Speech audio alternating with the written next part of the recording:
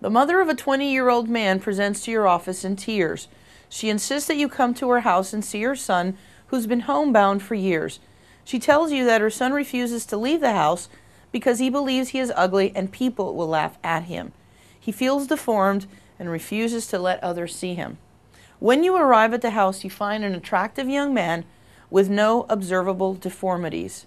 This is classic body dysmorphic disorders. These are the patients who believe that some part of their body is misshapen, abnormal, or defective. So what do? They go to the plastic surgeons, and when they get these so-called abnormalities corrected and they look at themselves in the mirror, they will still be convinced that there's something wrong. So these patients are, of course, the plastic surgeon's nightmare. They don't want to have these patients in their office because you know that these patients do not have any real problems, but it's mostly psychological problems. It's their perception that there is something wrong. This is the person who believes his ears are too big, his nose is abnormal, his face is funny looking, his ears are too small. These are the patients who will end up having these types of disorders.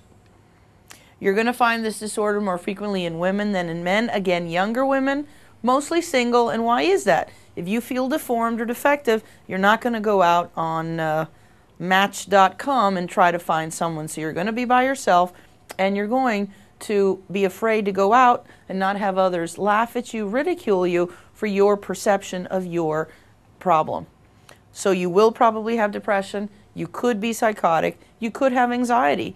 But the problem with body dysmorphic is that experts have put it in the OCD cluster. So because it is in an OCD cluster, you will see problems with serotonin.